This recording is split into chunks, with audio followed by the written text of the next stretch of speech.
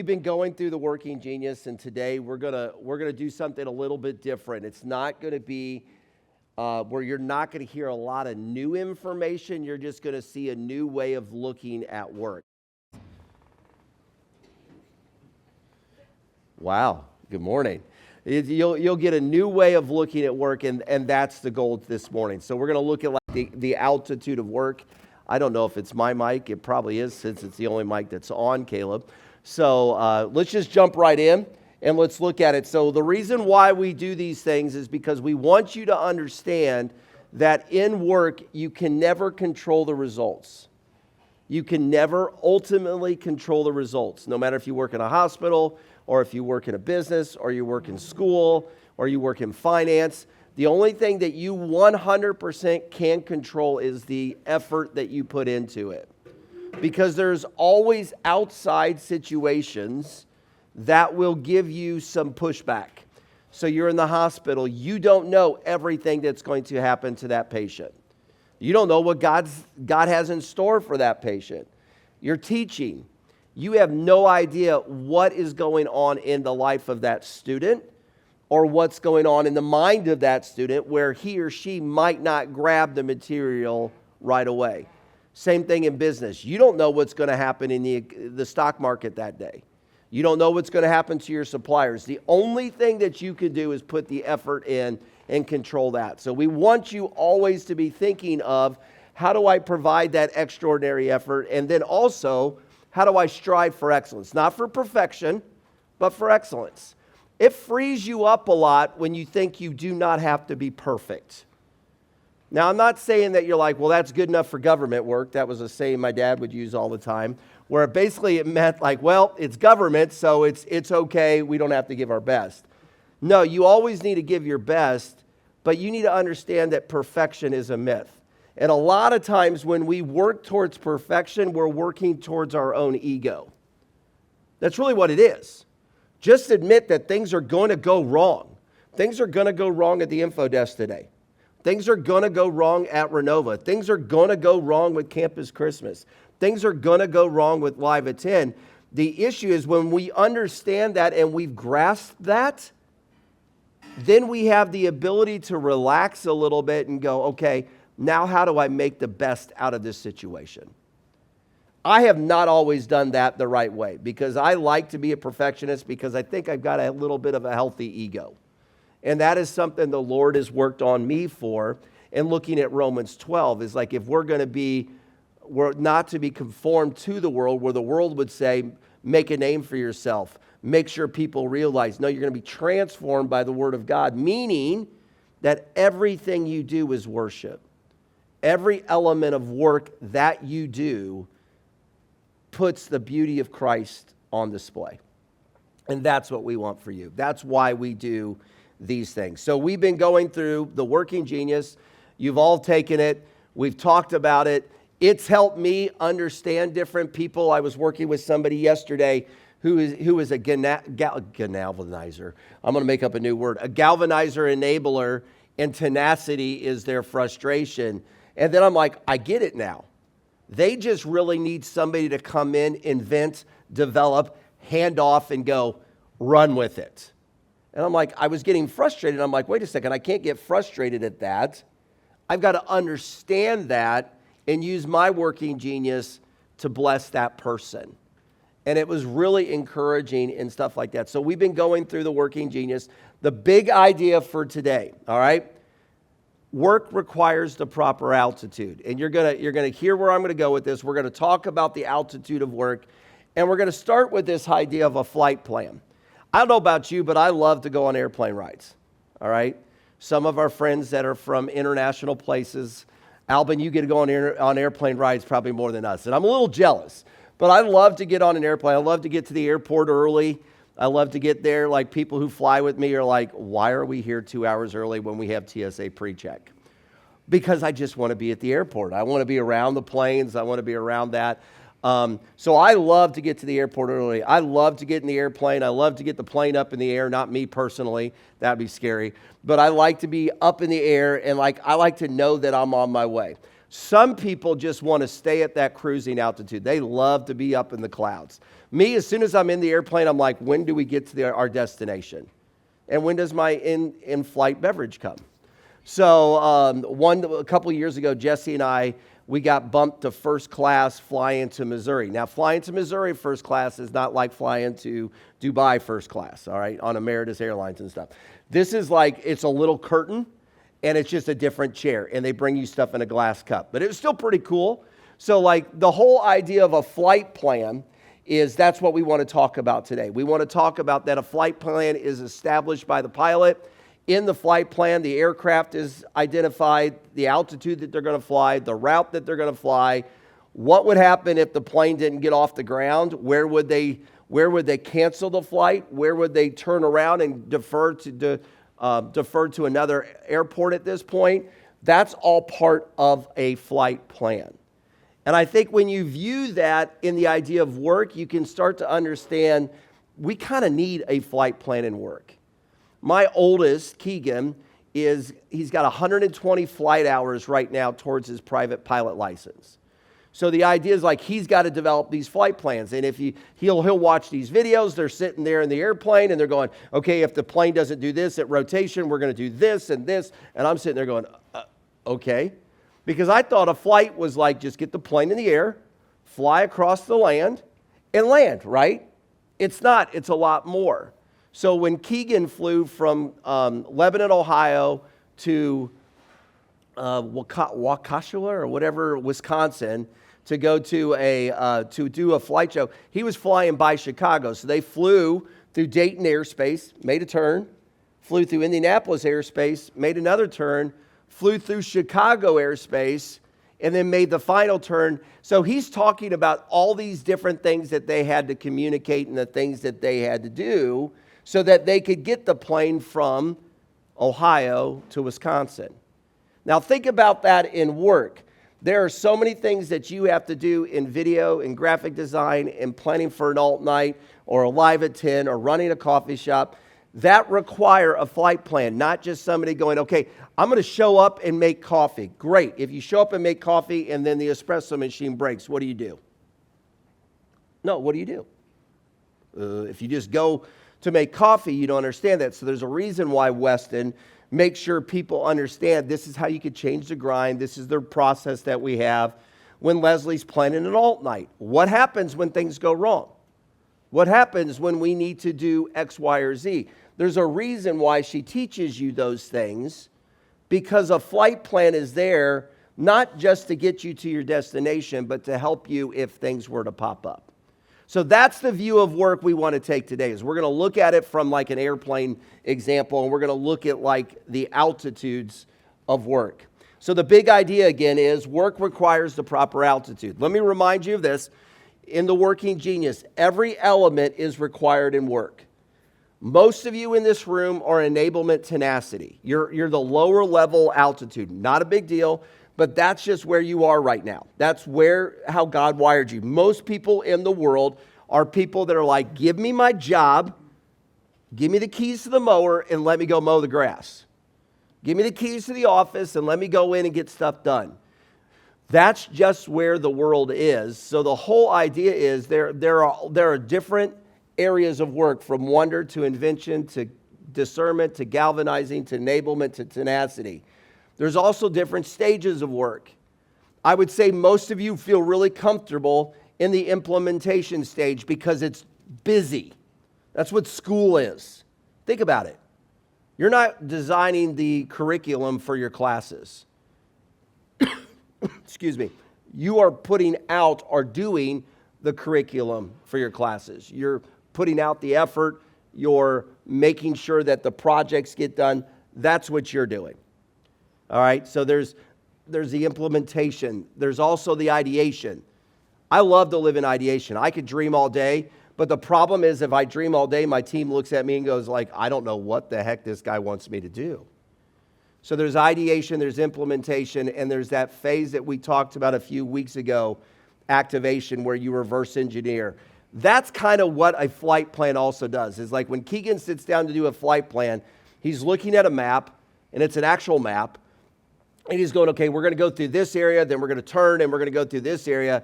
He's reverse engineering going, I'm going to go from Lebanon, Ohio to Wisconsin. And that takes some reverse engineering. So work is a 6-letter word. You need all of them. We've talked about the stages of work. So let's just jump right in and look at the altitude of work. I'll go back and go right. Actually, it's right here. All right, so I've got a couple things. I like to go through this because it helps me understand from an airplane point of view. So let's look at wonder, all right? You're at 30,000 feet. Pilots come over the intercom and said, okay, we're at a cruising altitude. Please feel free to sit back. The stewardess or the flight attendants will be here in just a minute to get you a beverage. So the tray table's down, the seat is leaned back. Excuse me for a second. The seat is leaned back and the drink is in hand and you're thinking. All right? So you're relaxed. That's that kind of work. You're looking at work from the perspective of, I'm looking at it not in the throes of getting work done, but I'm looking at work from the perspective of what could be better. Should we even be doing this?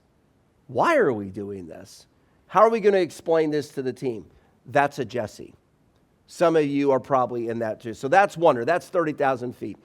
Going down to 25,000, your invention. This is where I love to be. So you've got your tray table down. This is when you've gone into your backpack and you've gotten your iPad out with your handy dandy Apple Pencil. You've gotten a notebook out and you're just writing things down and you're dreaming. You're having fun. You're drinking your Coca-Cola, or for me, the beverage of choice on an airplane is a ginger ale. So you're sitting there and you're drinking your ginger ale and you're coming up with ideas. Like you're filling up sheets of paper. You're filling up things on the iPad. You're just dreaming. That's what ideation or invention is at 25,000 feet. So you go get a little lower and you get to my friend Weston at discernment. So I'm sitting there coming up with all this stuff. So, and then I show it to him and he's like, well, let me think about this. So in discernment, the flight is halfway over. All right. The pilots come on there and go, okay, we're about an hour from our destination. We're getting close. In a little while, we're going to come through and we're going to get the remaining of your service supplies. And we're going to get the airplane ready for landing. So discernment's like going, okay, are we ready to implement these ideas? Are these the right ideas? Then you go a little lower to 15,000, galvanizing. All right, the pilot has communicated that we've started our initial descent into the Orlando International Airport, because why else would you fly anyplace else? So you're starting maybe Dubai. So you're starting your initial descent into Orlando. We're going to come through. We got to make sure that we've got everything done. You're getting your bags ready. You're making sure that you've got everything in order, because when I get ready to land, well, not me landing a plane, but when I'm getting ready for the plane to land, I want to make sure a couple things, because I leave my cell phone on planes too many times. Every time I fly with Chrissy Faulkner, I leave my phone in the seat. And then I've got to have the flight attendant go back and get my phone. So when I'm at this point, I'm gathering my stuff. I'm making sure that things are ready. That's the idea of galvanizing. You're gathering things. You're making sure that things are ready. And then the enablement part at 10,000 feet, you're getting really excited to look out the window. You see the destination. You're like, we're almost there. So if it's Albin, he's been flying over the ocean for 10 hours, and they're getting ready to land, you're like, I can actually see land. So that's a good thing. So you're an enablement. You're like, okay, I'm ready. I'm obeying what the flight attendants have told me. I'm putting my stuff away. I'm turning my phone off. I'm making sure my phone's on airplane mode. I don't understand why they make you put your phone on airplane mode, whatever. But so that's enablement. And then tenacity, which is the 5,000 feet to the ground. All right, you've got your seatbelt on. You're preparing for landing, and you're letting that plane get on the ground, get to the gate, and you're out of the plane. So when I look at it that way, and I can understand work in that way, understanding that I'm a 15,000 to 20,000 foot or 25,000 to 15,000 foot person, my tendency when it comes to work is to be higher in the clouds, and your tendency might be more to be closer to the ground. So if I want to be higher in the clouds and you want to be closer to the ground, there's that natural conflict, right? So you're just looking at work from a different perspective. So we've looked at it from ideation, activation, implementation. Now you're looking at altitudes. So if you're dealing with a wanderer, don't get mad at that wanderer because they love to be in the clouds. Maybe help that wanderer that if it's scrub clean, it's not time to wonder if this is the way to do scrub clean. This is the time to actually, I need you to mop the floor. And it's just helping them understand that. But then at times, when they can wonder, you've got to understand it's okay to be at that altitude. It has really changed the way I look at things in my own life with people on my team, because I've got 4 people that are enablement tenacity. And Weston and I are not that. We like to be in the clouds. The rest of the team is like, let's go get things done. And Weston and I are over here just dreaming. We're having a great old time. And Leslie's like, what do you want me to do? And so it's helping them understand. It's like right now we're just dreaming. We're in the clouds. We're going to get to the place where we land the plane, but we're not there yet. So it's a common language to help understand that. So when you look at this, let's look at it from the perspective of what we've done the last several times in awareness, buy-in, and ownership. So in awareness, self-awareness, what altitude do you work best at? Think about that. Think about where your working genius is. What altitude do you work best at? Then think of somebody you work with for others' awareness and go, where do they work best? So think about that. So think like Albin and I are working on Live at 10 right now. We operate at some of the same altitude, but some of different altitudes. And it's in understanding and seeking to understand where Albin's coming from, but then also making sure that I'm communicating the reason why I'm at this altitude is because I'm trying to do X. Because I think what happens in work, we get frustrated with each other. We get frustrated with the situation when the situation really demands something that we're not that great at. So for me, implementation, I loved coming up with ideas. So Christmas at the Whites last night, we had developed a plan to have it run smoothly. And then last night, the implementation of it, I'm like, I don't really want to be here. I really want to dream and think of new ideas. But I'm like, that's really not what they need right now. The vans are here in the driveway. So the vans are on the ground. So some of that is just being able to understand that. So self-awareness, others' awareness, and then situational awareness. I think if your tendency is to be enablement tenacity, your tendency is never to let the plane get higher off the ground. And the problem with that is you'll do the same old, and you'll never improve. Or if you're like me, you want to keep the plane off the ground all the time. But the problem with that is you got all these great ideas and you're not a follow-through person. So you got these great ideas, but it's really not serving people. It's just serving your ego. So that whole idea is you got to get the plane on the ground at times. So you've got your self-awareness, others' awareness, and then situational awareness. For buy-in, you've got to understand the flight plan. So what I mean by that, and we'll get in that in ownership, but you've got to understand that there is a plan. So if you work for Info, Chrissy's got a plan, and it's your job to understand her plan. If you work for Renova, it's your job to understand Weston's mind. I know it might be difficult at times, but it's your job to understand that. If you work in SGA, you have to know mine. It's the idea of a flight plan. And have that buy-in is like you seek to understand and follow the plan. I think a lot of times we want to, we want to develop something new. We want to always be creating instead of seeking to understand. And then the altitude of work. You need to make sure that you understand what current altitude you are right now. So if we are at the day before Campus Christmas, are we in ideation for Campus Christmas or Live at 10? No, The plane's on the ground and it's taxiing into the gate. It might already be at the gate, all right? So if there's something coming up like, we ought to do this for next year, great, let's write that down. We'll do that for next year. So understanding what altitude of work and having buy-in to be okay with that.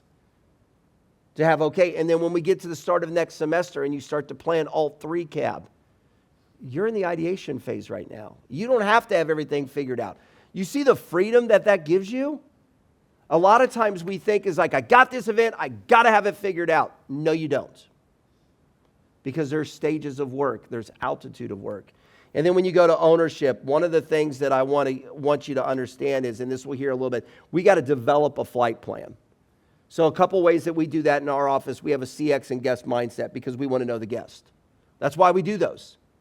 Because if I'm a pilot and I'm flying a plane commercially, first of all, I'll be scared. Second of all, I want to make sure I understand the guests that are flying my plane. Why do you think Southwest has so much fun on their planes? Because it's their culture. All right? Then you got Delta that won't even call it turbulence. They call it rough air. Just because of changing a little bit of a terminology, it doesn't scare you as much, I guess, whatever. But the whole idea of that is you've got a culture. You know your guests. You know who flies on your airline. You've got a battle plan, which makes you stop and go, okay, what are the different elements that need to happen in this video? That might be your storyboard. What are the different elements that need to happen? And then you develop phases. Like what that might be is like, okay, if we're setting up for live at 10 tonight, this is the first phase. We get everything over there. The second phase, we put the trusting in there. The three, and it goes on and on and on. Because I think what we have in the world today is we have work being done, but work being done on the basis of, I just want to feel busy. Or work being done where this makes me feel good, instead of work being done that makes others better. So for me, when I'm developing a job, I want to make sure that if I got hit by a combine today, because that's who I'd get hit by in Cedarville. So if I got hit by a combine today, the job could continue. I've had Weston and Leslie develop contingency plans because Leslie's going to have a baby if you haven't figured that out yet. So she's going to be gone for a little over 3 months. And I'm like, okay, what's your contingency plan? What's going to happen if this happens? So she's developing that. Weston's developing that. And I'm going, okay, Weston, what would happen if we run out of coffee? Who do I go talk to? What happens if the grind needs to be fixed? Who do I go talk to?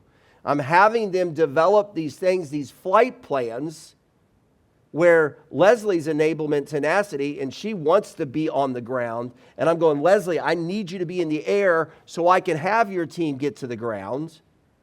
Weston is discernment and galvanizing, and he loves to be involved. And I'm going, Weston, you need to be there for Kimmy. You're going to be gone.